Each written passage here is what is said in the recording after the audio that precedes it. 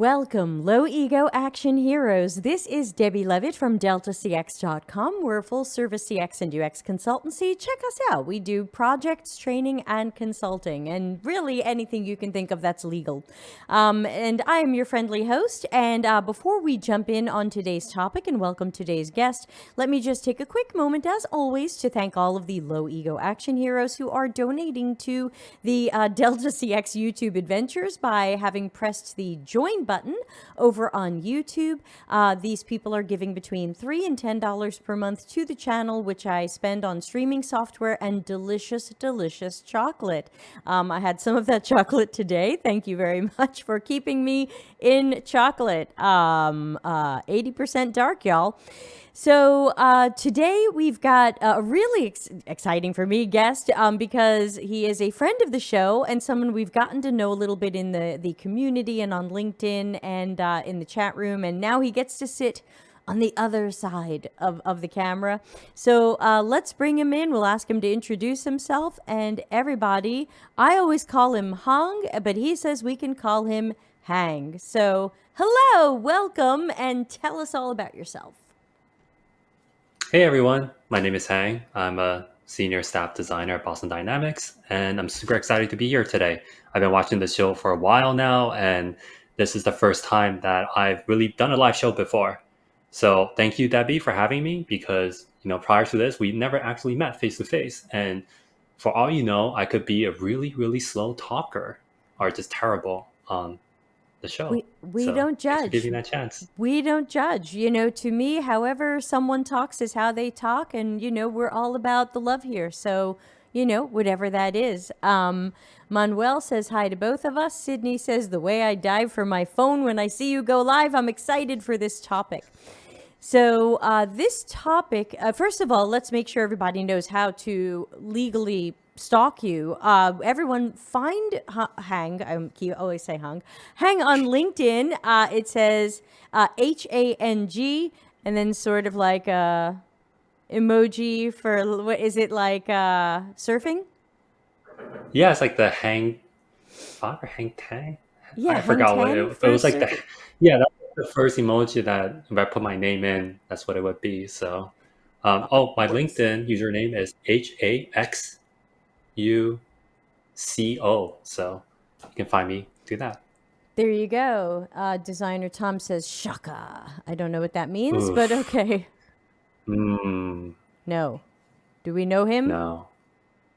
Oh, no. I hope that's not what he was thinking of, but I don't know what this means. moving on. Oh gosh, no, you've got that. No, Tom, you've got that wrong. Tom, Google that in a private browser. You've got that. You've got that emoji wrong. This is Hang 10, and we're just going to keep it at that. It is not what you're saying. Anybody who tries to Google that, please private browser and don't complain to me later. So moving on. So I have, like many, I have fallen in love with your LinkedIn posts. Every LinkedIn post you put up is just intelligent, hilarious, clever, well thought out. I'm still loving the drawing of the dog whistle. Do you draw those things that we see on LinkedIn? Yes, I do. Thank you so much. I did not expect all that, because LinkedIn has just been pretty fun for me lately. I really appreciate it. I think you put out really great content as well, and for you to say something like that means a lot. I'll continue. Oh no, I'll continue at it. Love your posts. Love your posts. Everybody should be following you. So we're here today to actually talk about some of the posts that you had put up, where you had kind of presented some advice and some models about how people out there can kind of better calculate some of their time and their value when they are going through job application processes or job negotiation processes. So, if it's okay with you, I'm going to put up on the screen the first graphic you sent me. This is the designer interview funnel. Now, for people not looking at the screen, because we do have some people who enjoy this show without looking at the screen, can you maybe describe what this is and tell people how you came up with it? Sure. First, gotta address designer Tom, because it turns out that we were the perverts. Yeah, right. And designer Tom was he was a normal guy. Sorry about that. That's totally on me. Okay, so designer interview funnel. This is something that I don't want to say I came up with it because I think lots of people approach it in a very similar way, but it was a method or tool that I employed when I was first starting out in UX design. This is not something that I use any longer, but there are certain aspects of it that I still find to be useful. So this is very much employing the numbers game because when you're starting out, you are sending out many job applications and not hearing it back very often. So to me, it really came down to, well, first you got to remove your ego, right? Because rejections always hurt, and I had to get over that. And from there, I really started to look at how do I use my time in the most efficient way possible because I wanted a job as soon as possible. So I approached it similarly to how a salesperson would approach a sales funnel, which is you have different stages. You might qualify a candidate you want to sell to, you want to learn more about them, then you get to the gatekeeper and get past them, and eventually you get to the decision, the pushback, and you make the sale. So um, each step along the funnel, you lose a lot of people, right? So your conversion rate at the end of it might be something low, like 1 to 5%. And that's how you make sales. So you start to look at each stage and say, hey, can I turn that up? Can I get more people through it? Or can I increase my efficiency rate or increase my success rate for each step? So when you employ that to the interview funnel, you start to break it down, right? Because your interview is pretty similar across the board for most designers. You have the application where you send in your portfolio, your information. Next stage is you hear back from a recruiter who's intaking you, and that can last 30 minutes. And then after that, you have the hiring manager interview typically, and that can last 45 minutes or an hour. And if you get through that, the next step would be either take home design exercise if you're starting out, or you get an on site where for 4 or 5 hours you present everything, and if you pass that you might have a C-level meet and greet, so somebody high up who wants to meet their new employee.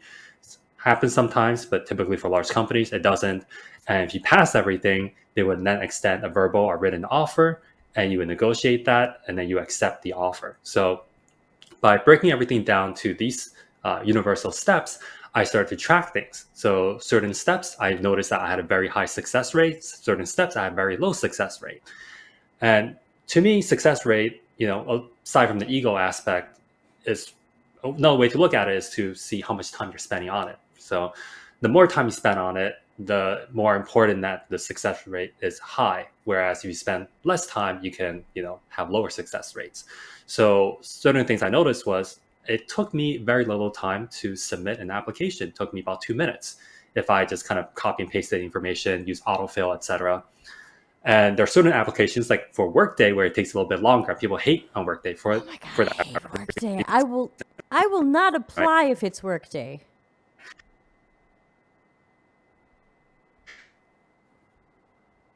Oh, we seem to have an internet blip. Is it me?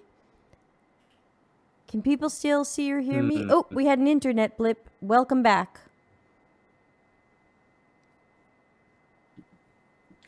Can you hear me?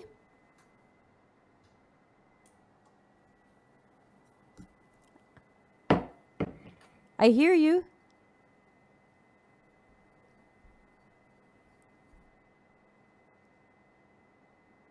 I'm having some blippy internet. Hank, can you hear us? Well, it's just me, really. The royal we.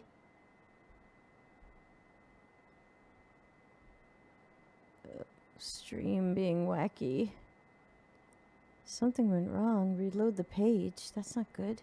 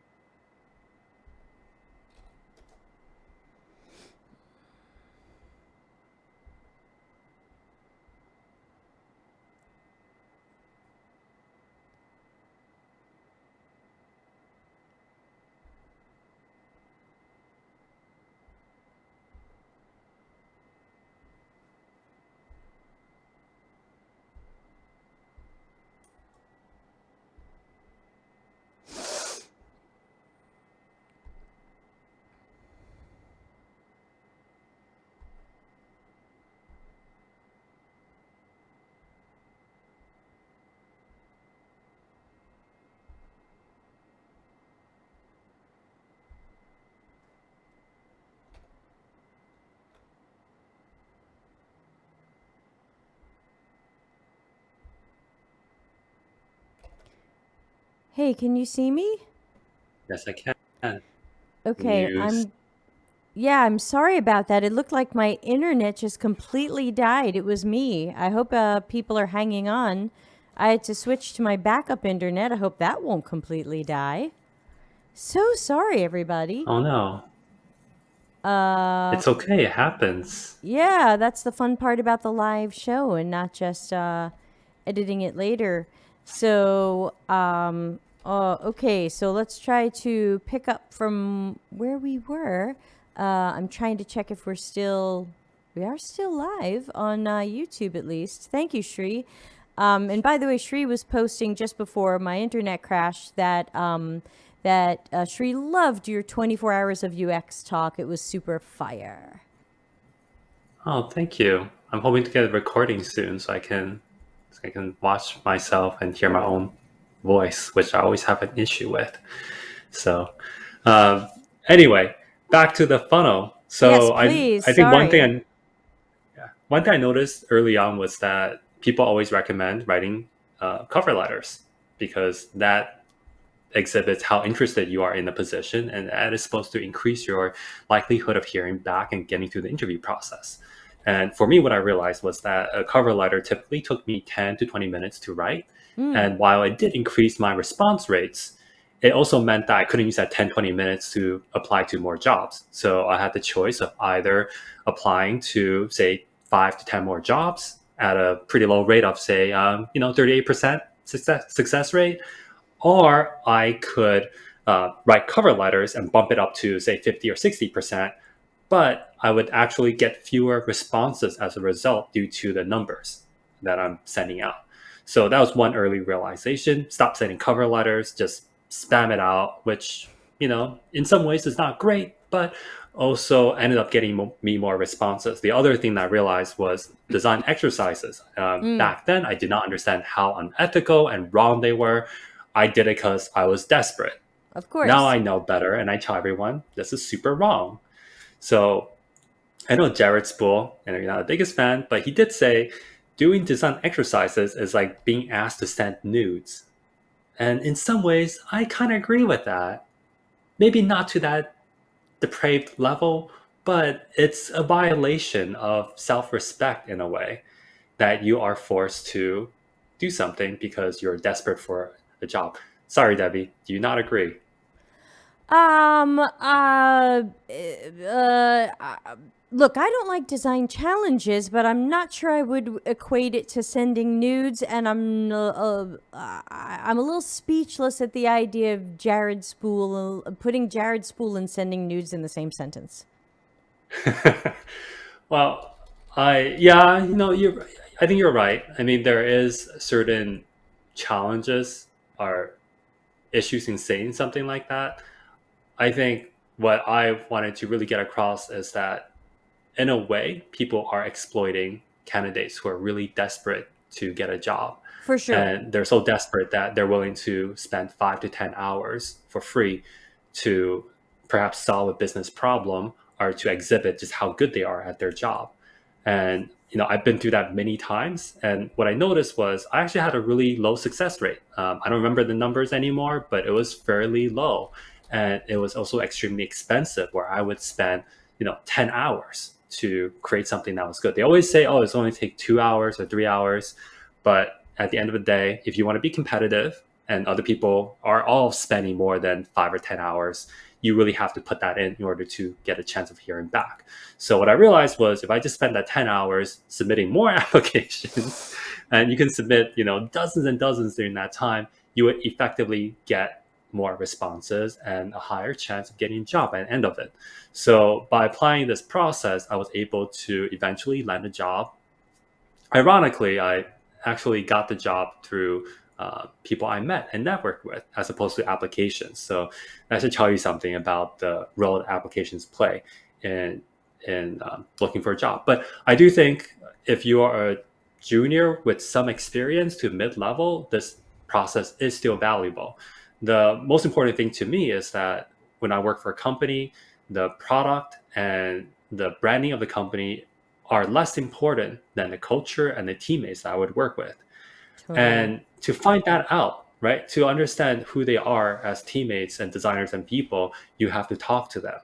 So if you look at it from that lens, your goal should be to get to as many first and second round interviews as possible so that you can qualify them and disqualify them without getting sucked into the branding and like, oh yeah, this is the coolest product in the world. You want to work on it, etc. I want to interrupt you for a moment because we do have a question from the chat room. Tommy on LinkedIn says, when you say design exercises, are you referring to take home assignments or live whiteboard exercises or both? I am firmly against take home exercises that are free. If they really want me to do it, I'll push back and then I'll offer, hey, if here's my rate. If you really want me to do this, I'll consider it, but here's my rate. And I have never had a company agree to that. And that should tell you all you need to know about how they view designers and our labor. So I think whiteboard exercises are better. They're less exploitative because both sides are committing the same amount of time in that process. So at least I know that there's skin in the game for them.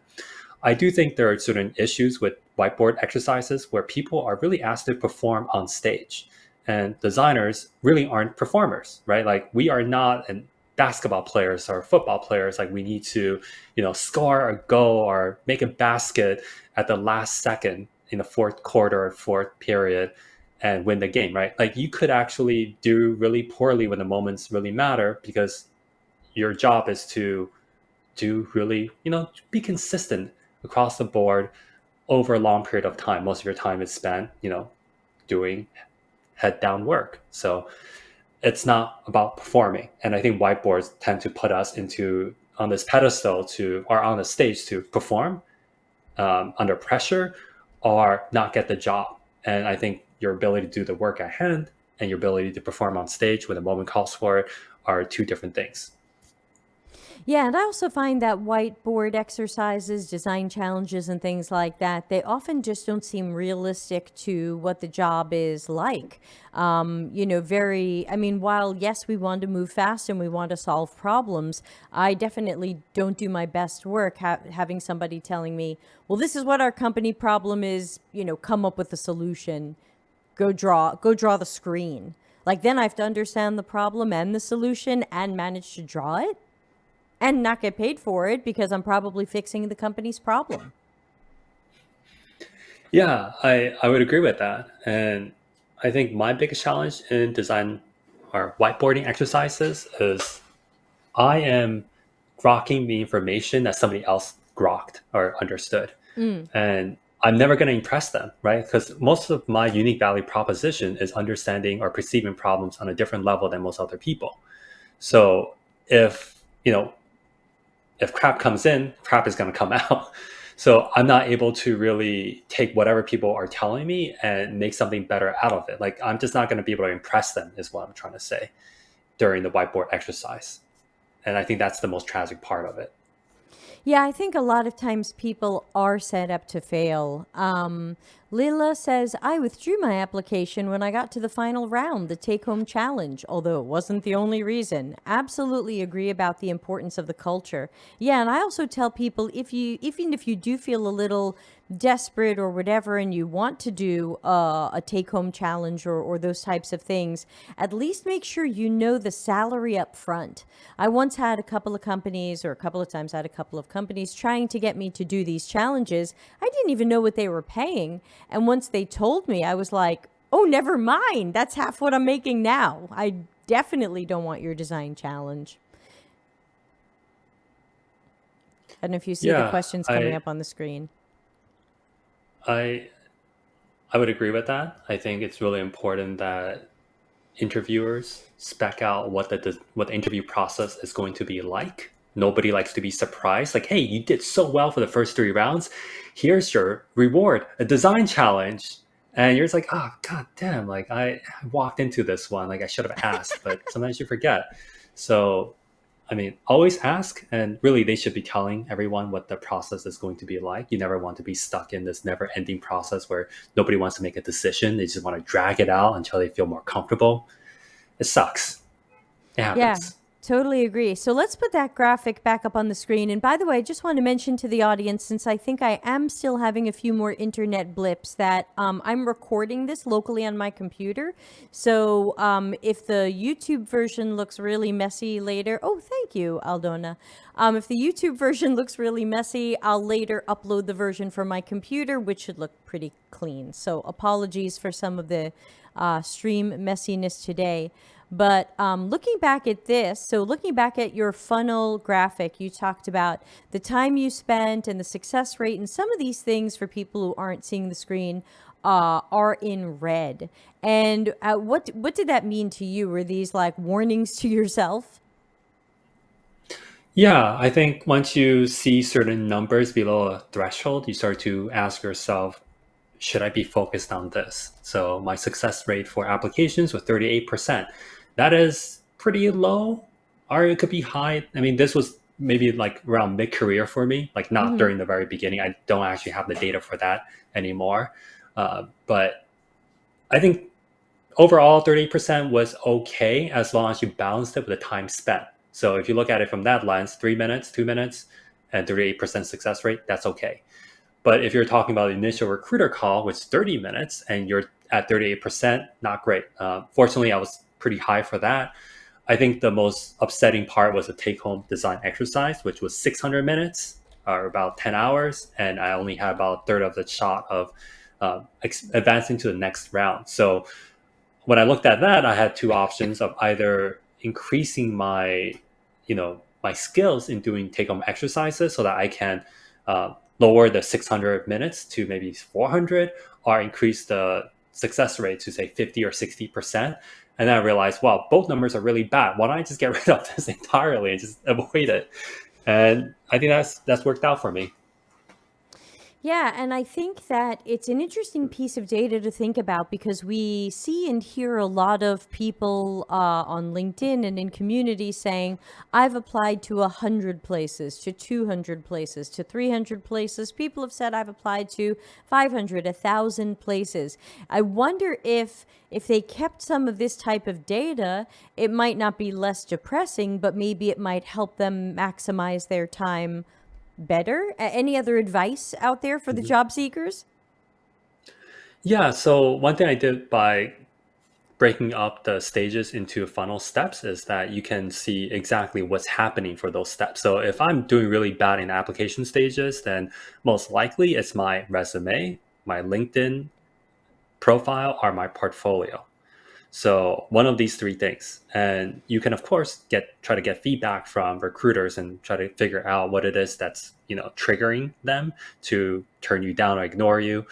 It's hard to get that kind of feedback, and I would actually caution against always listening to people because sometimes people just say stuff that really isn't relevant to your other scenarios. But generally speaking, those three items are what's hindering most people for the application stage. Next, for the initial recruiter intake, I know I was doing really poorly at that. And the reason why for that was because I hated answering, tell me about yourself. And I actually had to spend a lot of time, many hours trying to hone that so that it's, condensed, and I focus on a unique value proposition as opposed to, oh, I'm a designer, I used to be an artist or photographer, and I love puppies and, stuff that they may not care too much about. So all these things were helpful. And then also for the final round, I realized that I was doing really poorly on the whiteboarding exercises. So there are certain books out there for that. So it's really trying to, map out your user journey, kind of seeing yourself as a product that you want to improve, and trying to figure out how your users, who are the recruiters and the hiring managers, would view and use the material that you send them, and try to get feedback from them as much as possible. And then you would iterate on yourself, the product. So by going through this process, it actually taught me a lot about UX design, product design, and it's one of the most challenging things to do, right? Because a person is one of the more complex products out there compared to most digital stuff that you see on the internet. So that's, I think, a good way to look at it. View yourself as a product, apply the tools and stuff that you've learned either online through other senior designers and try to work on that. And as you learn and iterate on that, it also feeds back into your ability to do good design for other digital products. Yeah, and I want to, thanks for all this. And I want to echo something that you're saying, which is I've had some people come to me from time to time and they say, oh man, I make it to the second interview and then I get rejected. So can you help me with my resume? And I always say, it's not your resume. And I think if people can see the graphic on your screen, that's pretty clear. Like, if you are making it to interview stages, the resume was good enough to get you the screener call in the second interview. Your resume is probably not the problem. So I think a model like yours can also help us start to wonder, like, if things are tending to break down at this point, this is at least what it's not. If it's breaking down in the second interview, it's not the resume.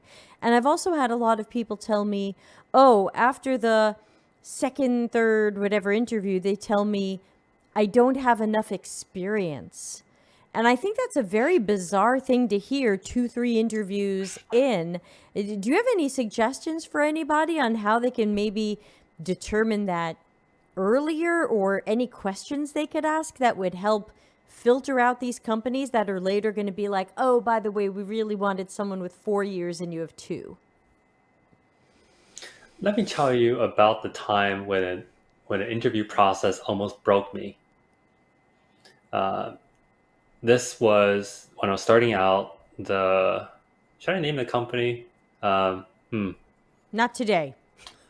Yeah, not today, but they basically, I was very truthful about my experience. My resume was pretty blank. Not a lot there. My experience was, entry level, to put it kindly. And they put me through the ringer. I did 2 or 3, no, I think 2 design exercises that took several days to do, and it was very much geared toward their product. It wasn't some hypothetical thing that they wanted to, that, design a better checkout system for a non-existing product. It was more just, here's our product. What can you do with it to make it more appealing, etc. Spent many, many hours on it. Went through the entire process, all the way to the end, and I got rejected at the very end. And their reason was, you just didn't have enough experience. And at that point, I lost it at the person's like, hey, you had my resume from day one, and I've been extremely clear about what I am and who I'm not. So for you to They tell me wanted the at this free point, work. after, I don't know if they even wanted free work, because I don't think my work at that point was even that good. It was more of, they just didn't know what they wanted. And it's so unfortunate. But the reality is that for many startups that don't have a designer in place yet, you're dealing with people who know absolutely nothing about what you do. And they are trying to figure out how to evaluate you based on certain strength signals that don't really make sense, but make sense in their mind. And you kind of have to either play along with it, or, I guess, going back to your original question, so I'm not just commiserating, what I should have done in that situation was to act as more of a salesperson. And salespeople, recruiters are salespeople, they do a really good job of qualifying candidates. And that is asking, what are you truly looking for? What kind of problems do you see me solving? What kind of designer would you like to work with, right? And one question I tend to ask nowadays, which is kind of a behavioral question, I can turn it back against them, is, tell me about your favorite designer that you've ever worked with. What about them was so amazing to you? And that'll give you an idea of what they're actually looking for, even though that they're not saying it directly. They will say these attributes like, oh, this person I worked with really liked to do research, or maybe this person just cranked out a lot of stuff really quickly. Right. And then you can kind of run the other way, They right? always did But you can exactly also what ask, I yeah, said. I loved them. yeah, that's a great way to find that out, because nobody That's a will great ever tell you, question. hey, I just want you to be a subservient, person to work with. They'll never say that. But if you ask these behavior questions, certain things can slip out, and that could be very useful. The other That's question you good. can ask is, what is the designer that you really hated working with? What about them, made them so difficult to work with? But generally speaking, I think you want to qualify them. Ask them, what kind of experience are you looking for? Is this, I have my experience here. Is this okay with you? Just straight up ask those kind of questions. They might not be totally honest with you because I don't think a lot of them are. They don't want to admit certain things front, which is normal. But at the very least, might not you would have more reason to fight back at the end to say, "Hey, we've been over this, man. What the hell is going on?" So That's a really good idea. qualify Like, early. even as early as the screening call, say, hey, I know the job said 3 to 5 years. I've got 2. Is that going to be a problem later? Am I going to be rejected for not having enough experience? Because if so, maybe we should hold off on moving forward. It sounds like something that the candidate should maybe try to Mhm. qualify, almost raise it. Just honestly say this: look, I've only got 2 years. You seem to be looking for 3 to 5. I don't want to be rejected later, and here I didn't have enough experience. I will say one more thing about that. You're an early and you're trying to get a job, you should just get that interview experience. I would say getting that interview experience is actually very valuable. I know I definitely noticed a marked difference between my first early interviews and my later ones. Like I just have way more confidence. I'm able to answer questions better. And it's crazy, right? Because your interview skills is kind of a performative skill that doesn't have a lot to do with your day-to-day job. But it is at the end of the day important until we, change that and replace with something better. This is what we have to deal with. So, I mean, for me, even when I look for a job these days with my years of experience, I know that the first few interviews are just throwaway interviews. I'm not going to be performing, I'm playing myself into shape in the middle of the game, basically. So, I would say, qualify them if you have more experience and you don't need any more interview experience. But generally speaking, I think everyone needs to get better at interviewing, and even if it's not the right fit, just having the experience of presenting your material, being able to answer, tell me about yourself, being, having different behavior questions thrown at you, take that as almost a gift in a way.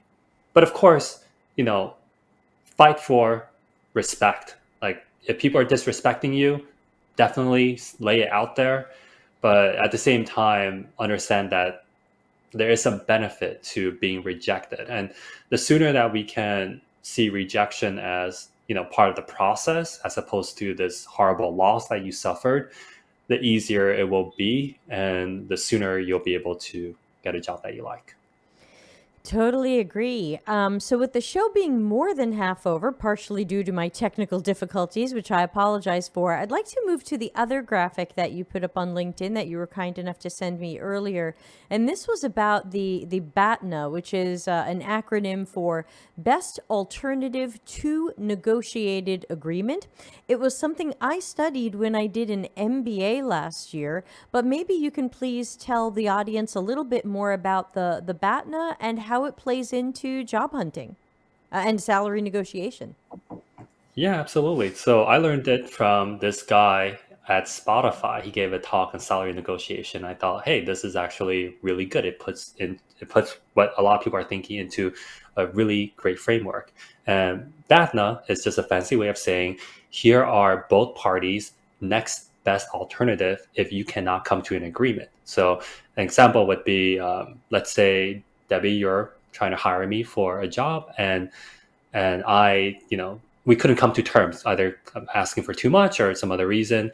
Then we both take our alternatives. I can either stay at my current job, I can look for other jobs. You can either delay this project, or you can find somebody else to replace me with. So knowing what the other side's BATNA is very helpful because it tells you how much leverage you have. So I can give you an example. I went to a concert a while back, and all the tickets were sold out because of scalpers. They bought it at $50 and they're selling at $100. And I knew that there were enough of them at that point that I could just wait it out. So at that point, I knew my BATNA was to wait and kind of see what else is out there, or I could miss the concert. Their BATNA was they had to sell it, or they could lose the entire face value of the ticket that they invested in. But early on, lots of other options, lots of other alternatives. By the time the show rolled around, fewer people available, but the scalpers were more desperate. So at that point, it was back to face value. I waited another 15 minutes because I didn't really care about the first act. And I made it clear that, hey, I'm happy to just go across the street and grab dinner instead of going to see this concert. I got it for $15 instead of the $100 to begin with, because I knew that at that point, their BATNA was shrinking by the minute. So if you ever find yourself in a job interview, you definitely want to ask a lot of questions like, what problem do you see me solving? Super important. What are, try to, if you're close to a recruiter, you can ask about if there are any other people on the pipeline besides you. And when you do get an offer from the employer or the recruiter, you can ask them, why did you choose me over the other candidates? That'll give you a lot of information as to what they see you solving that the other candidate cannot. And if you do it well, you can start to put a money value to it. For example, you're trying to solve this big problem that you have that's going to, save your company, millions of dollars. You can say, hey, I really deserve another $20,000, $30,000. Not a big deal compared to what money that you would get from that. For one of my first jobs, I was able to negotiate my salary from 60K, which is the initial offer. That 60K was a low ball for sure. And I was able to get it up to about 125 or so, because I knew that the agency that I was contracting through, uh, they would place me with their biggest client that, was basically 60-70% of the business probably.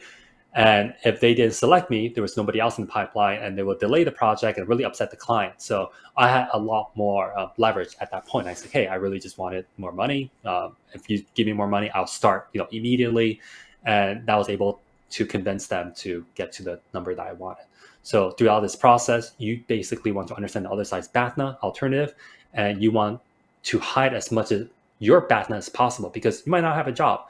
If the company hiring manager knows that you have no job right now, you're unemployed, you have no salary coming in, they can really offer you anything they want, and you probably be forced to take it. In fact, the 60K they offered me, I would have taken that. If they really stood their ground, I'd be like, fine, I'll take it. I need that job, I need that experience. But if you were able to, because I was able to hide that issue, I was like, hey, all these other work I'm doing right now, this might not be the right choice for me. That really, hit just how desperate I was, and it gave me more leverage to ask for stuff, and it reduced their leverage as well. So try to either play up your own BATNA or hide if it's really bad. So you can say, hey, I have my other job, it's paying me this well. You really need to pay me this much. Otherwise, I'll take this second alternative offer that I have. And then, is there any way for us to know or estimate how far we can negotiate? Because I've had kind of the reverse problem where people will say, first or second interview, they'll say, hey, what do you want to be paid? And when I have Mhm. answered that, and I don't answer that anymore, and I've given them a number, usually they go, oh man, that's way too high. We're never going to afford that. And then I end up saying, well, I'm flexible. I can take less than that. And then they Mhm. usually say, no, no, now we don't even want to continue with you because you're just going to quit the moment somebody else offers you that. Like they immediately imagined I was a disloyal worker who was only Mhm. in it for this number, and if I don't get this number, I'm out of here. Now I just don't even want to talk about them. I just want them to tell me what it is. But any suggestions on trying to figure out what is the right number to say when somebody says, what are you expecting to be paid? Yeah, so much to unpack there, right? Because my first thought when you say that is, I personally wouldn't want to work with a company that assumes right off the bat that I'm disloyal, because Totally. that comes from a position of kind of screwed up mentality of, hey, workers need to be loyal. You need to be loyal to us. It's a one-way street or something, and that's something that I never want to be a part of. So, if I get self disqualified because of that, great. I've dodged a bullet. It's one of those cases where you have bad manager or bad company culture to begin with, you've avoided it. Great, Right. win-win. Second thing is, I actually think the concept of what are your salary requirements is actually really, really bad for the candidate, because it puts you under this mentality of, here is a minimum I'm willing to take, and here's a target, the mental target that if you hit, I'm obligated to say yes. And that while that's important for your own mental psyche of how you view the situation, it is bad for your wallet long term, because what's more important is what the market will bear, what the market is willing to pay you. That's just reality, right? You want to negotiate and work in reality as opposed to your own personal opinions. So without getting too far into that concept. When somebody asks you, I agree with you at this point. I don't like to give the number unless I have a very strong BATNA, as in, hey, my current work is paying me this much money. If you're not going to go over that, what's the point to begin with, right? Like, why Yeah. waste anyone's time? If I'm definitely looking for a job or I'm, looking to leave, then I'll try to be more flexible. So what I want to do is to um, not give a number and talk about, hey, the market's fluctuating a lot right now, and I no longer know what the right numbers are given the recent layoffs and also just a red hot hiring streaks out there. Um, in this case, is there a number that you're comfortable working with? And then try to go from there. You want them to give the number out first. So whoever gives the first number creates the anchor. And there are advantages and disadvantages of that. So if somebody creates an anchor, you're not happy with it, you have to re-anchor the conversation. So what they did there was they forced you to anchor the number by saying, hey, this is what I want to make. And they say, oh, that's too much. And by saying that's too much, they are now re-anchoring it and you're discussing from there. So generally speaking, try not to give out your number unless you have an extremely strong background to begin with and you want to save time and you don't want to interview at all. You don't want to waste time doing that. Um, and from there, my approach is always trying to exhibit strength and value so that later on, when you talk about the salary again, you have a lot more data points to go off because early on, you really have no data. They don't know you that well. They, have an idea in their head of how much they want to pay for something, and it's really hard to move that number without exhibiting some kind of value in return, right? Because at the end of the day, when people say the number is non-negotiable, it's almost always negotiable. There are very few instances where I felt like, okay, we cannot negotiate any further. This is the top of the number.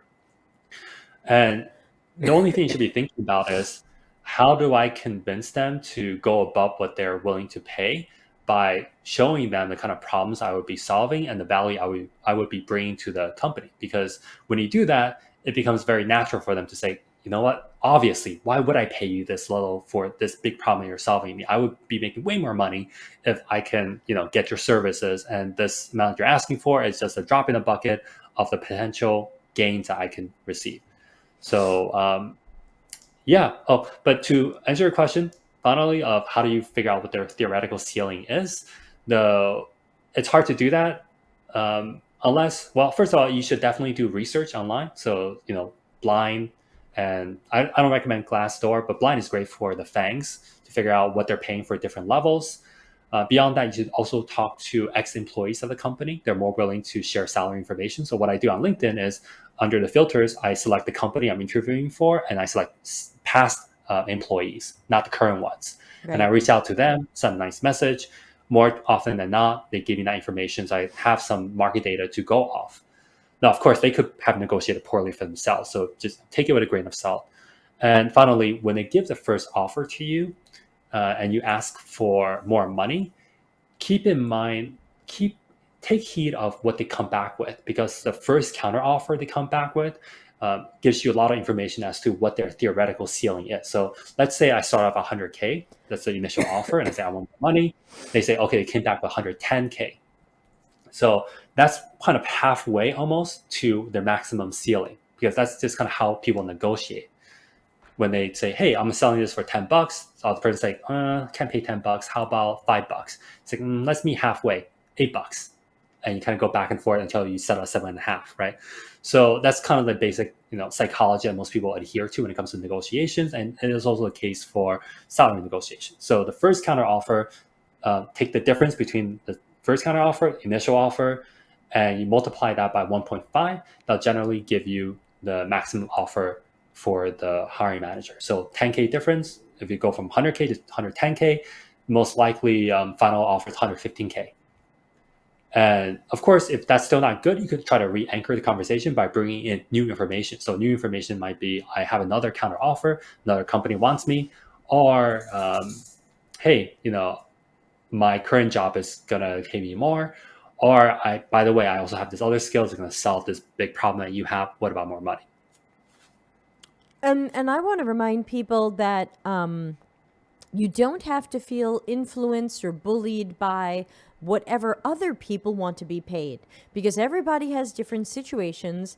Everybody has different goal numbers or walk away numbers or deal breaker numbers. Somebody messaged me today on LinkedIn and they said, "Hey, I have a head of UX job at such and such a company," and it was in British pounds, and it was 90,000 British pounds a year.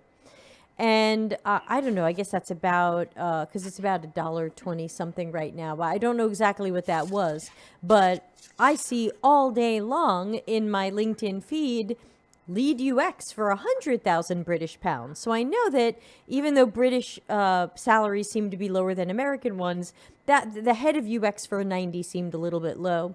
So I wrote back to the guy and I said, "Head of UX for 90,000 pounds? That seems a little low. Are you missing a digit?" And first he wrote back and he said, "Oh, sorry to offend you." Now, this is a weird game because I'm not offended. I'm just trying to figure out if this guy wrote his number correctly because it seems off. So I said, "This isn't an emotional thing. This is business. This is not, I'm not offended." I said, "I'm trying to figure out if you wrote the wrong number." And he said, "No, no, this is the right number." I said, "Well, it's way less than I'm used to being paid." And he said, "Well, I have 4 candidates who are very happy with this number." So remember that when people say this to you, I don't want to say it's exactly gaslighting. That might be a bit much, but they're trying to make you feel like you should be okay with this number. This number should work for you because, hey, this number works for other people. So maybe it's gaslight-esque, but I just wrote back and said, "Then fantastic. You have 4 candidates who want this job. You don't need me." Absolutely. Honestly, the way I see it is negotiators on the hiring side, they play each candidate differently. They approach each negotiation differently based on how they view the candidate. And there's always a push and pull. They can, try out, see if this works, see if that works. It's kind of like a poker game. You don't play the cards, you play your opponent. And I will say that, as an Asian man who is fairly aggressive in negotiations, I know that I am treated differently than other people. So I haven't come across a non-negotiable offer in years. And the one time that I have come across it recently was, um, it was like it made sense. Like they said, every early stage company, everybody gets this much and 1%. Therefore, it's non-negotiable. And I was like, yeah, I'm fine with that. That seems fair, right? But a lot of people that I do help through coaching or mentorship, and when they bring me the offer and how they negotiate it, I do notice that things are quite different for women and also for minorities and also for less experienced designers because the negotiator sees that they see the different leverage amounts or leverage levels for everyone and they act accordingly. So yeah, don't get bullied. I know a lot of the selling negotiation process is both logical and also emotional, and you have to really call it out when somebody's using emotional tools against you. Early in my career, I gave a salary. This is my minimum. And when I asked for more money later on, the recruiter came back and said, "Didn't you say that you would be okay with this number?" So she's basically trying to call out that, hey, I'm a waffler, I'm a flip flopper, I'm not true to my word. And that is something that most people want to, most people care about. You want to be seen as someone who's honest and who follows through. And when it comes to salary negotiations, that's just, it doesn't work that way in many ways. You are always bringing in new information.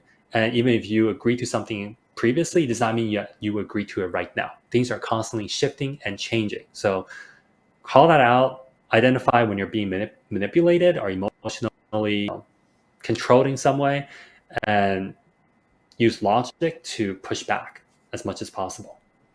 And we got a question on the screen before from Chi Huat, and it said, "I apologize if this is not the right question." Oh, it's always the right question.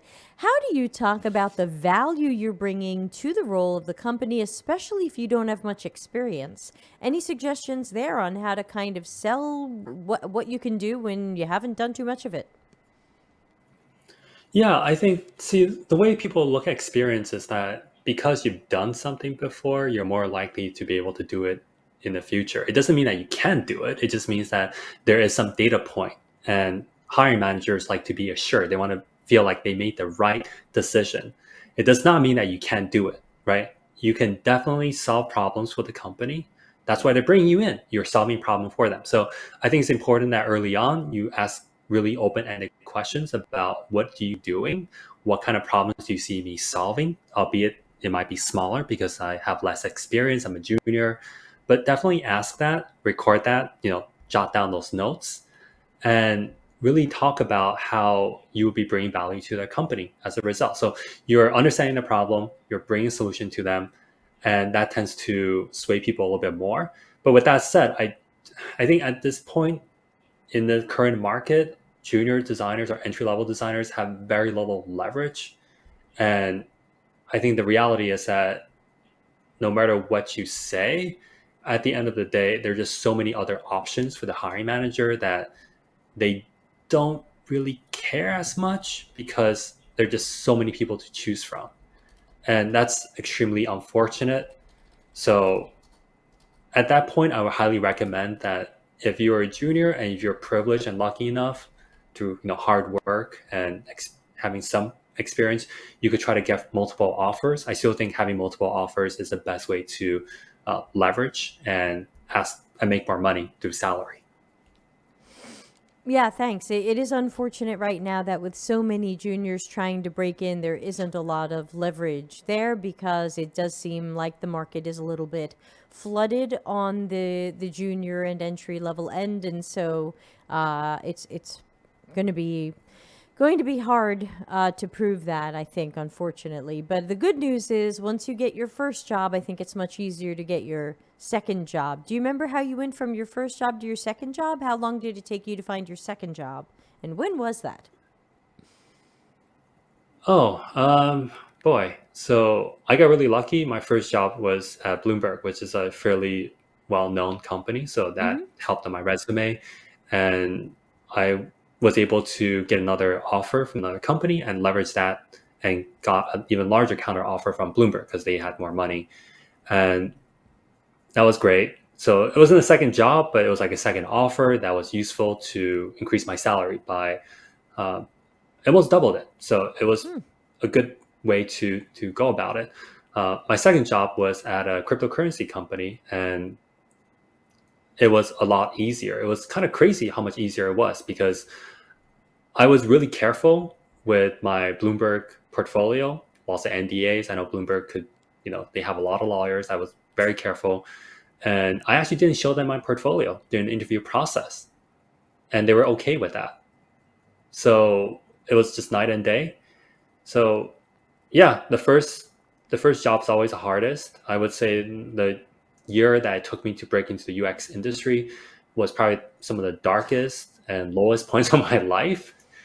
And I do not wish that on anyone else. And my heart goes out to everyone who is going through that process right now. It is tough. Just, my best advice is, take care of your mental health during this process. There's no reason why you cannot make it into the UX industry. It's not like the MBA where you need a lot of physical innate talent. In this case, anyone can break into UX design, kind of like Chef Cousteau. Anyone can cook, anyone can UX. It's just a matter of time. And it's a war of attrition at this point. So take care of yourself, make sure you have financial plan in place, your mental health is good, and just buckle down for the long haul if you can. Yeah, and I've been suggesting to people who have at least a decent job right now, who are trying to get their first UX job, maybe don't quit that day job yet. Because sometimes people say to me, like, hey, I had a pretty good, well paying job, but I quit it because I think I'll get a UX job in the next few months. And then I'm like, it's taking some people 1 to 2 years. I think you really want to make sure you have that safety net. Absolutely. Things are different now, and it's quite unfortunate. So it took me more than a year, and this is about 8 years ago, 9 years ago. And I mean, I didn't go through boot camp, and the online materials were definitely not as good as today's. Like, probably wasn't Debbie Levitt on YouTube back then to watch and learn from.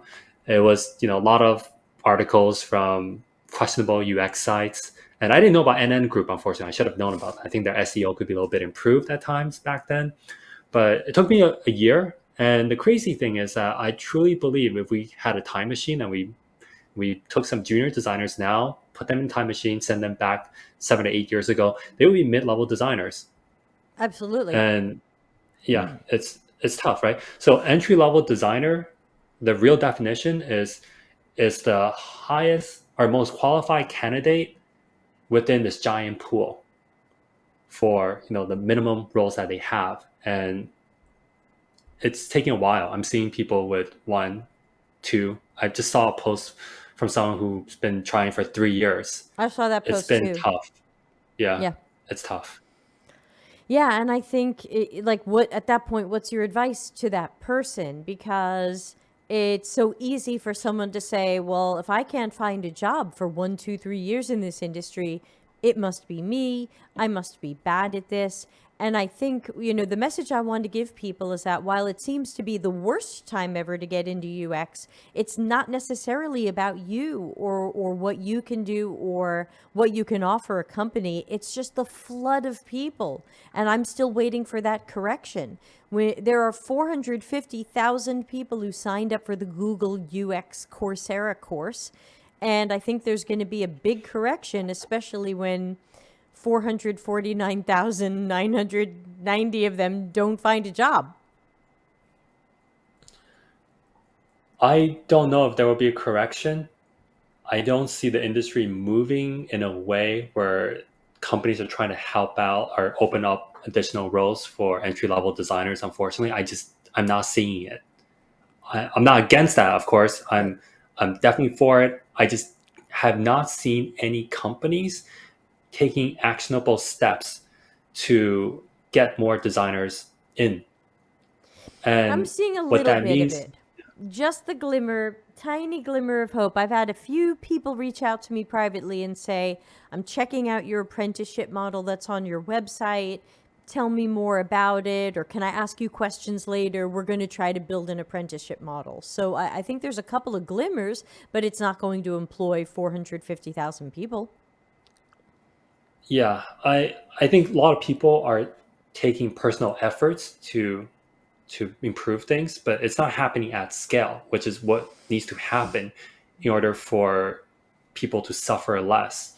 And what that means is it's just a war of attrition where eventually enough people will drop out and enough people will have leveled up to get entry level jobs. And the unfortunate thing, in my opinion, is that the real people, the real party that benefits from it are hiring companies. They are getting designers with more skills for less money. And I really think the talent or the employees need to do more to fix that.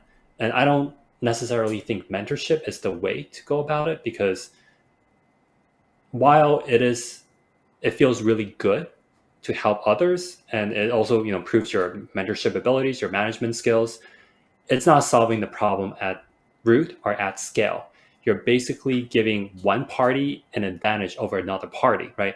At the end of the day, that role is going to be filled with someone. And as a senior designer, you're getting to choose who is that person. And it doesn't mean they deserve it more necessarily.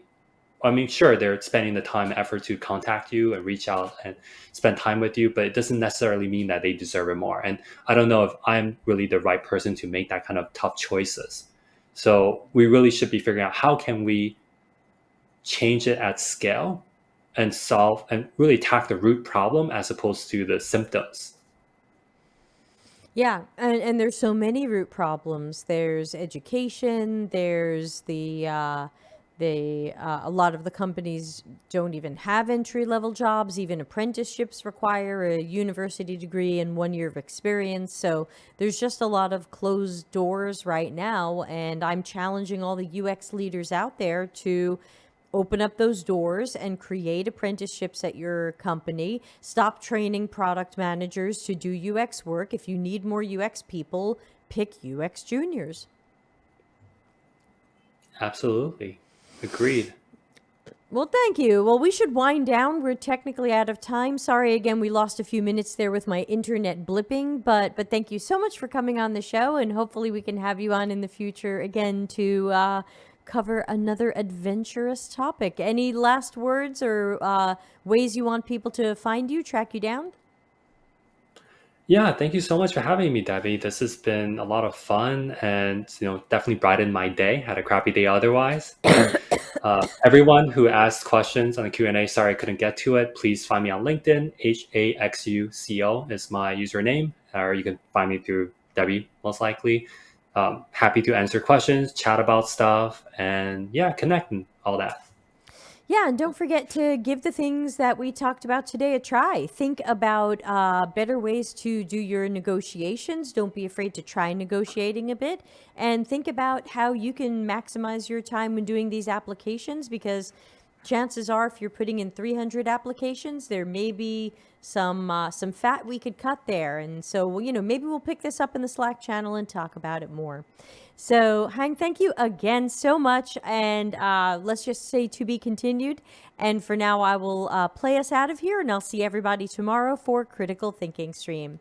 Thanks. Bye. Bye, Customer everyone. centricity as business intelligence. Visit deltacx.com to learn why we are